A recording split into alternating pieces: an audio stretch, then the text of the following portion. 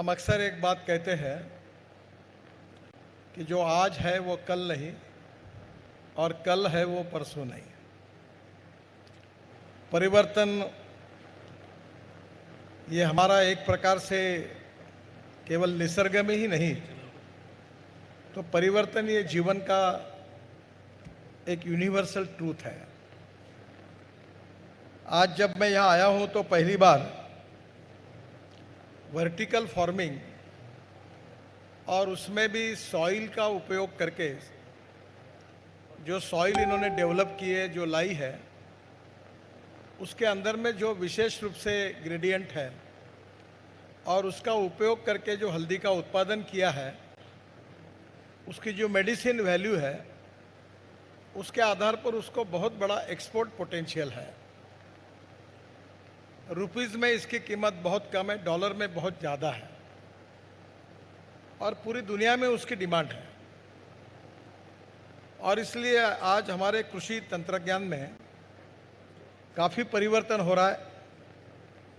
और उस परिवर्तन के साथ साथ हम लोगों को भी उसका फ़ायदा लेना है।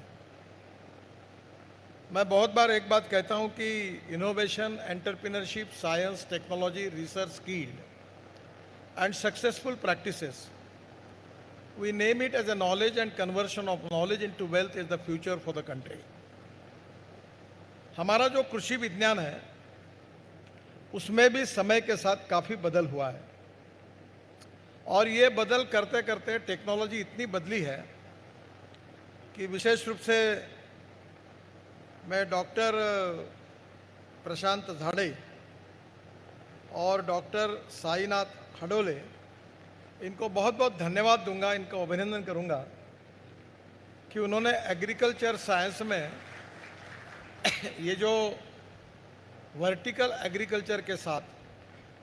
सॉइल में जो विशेष रूप से इंग्रेडिएंट्स लगते हैं जिसके कारण प्लांट की ग्रोथ होती है,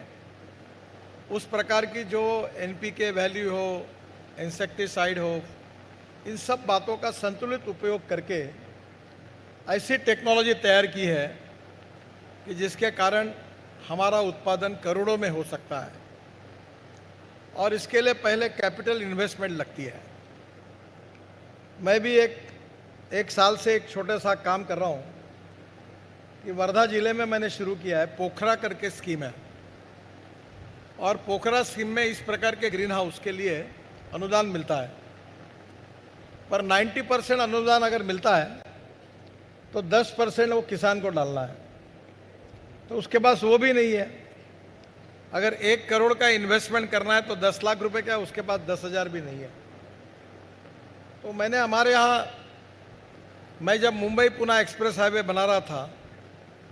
तो वहाँ टाटा का गुलाब के फूलों का एक बहुत बड़ा फार्म था। वहाँ का एक मेरे मित्र थे और वो जो है उनको मैंने बुलाया, वो हिंदुस्तान कंस्ट्रक्शन कंपनी में थे और मैंने उनको कहा कि मैं आपको पैसे देता हूँ, आप ऐसा करिए कि फार्म बनाने वाली मशीन खरीदी करिए। तो हमारे महात्मा कृषि कारखाने में हमने खरीद ली है और अब हमारे पास मशीन्स पूरी आ गई है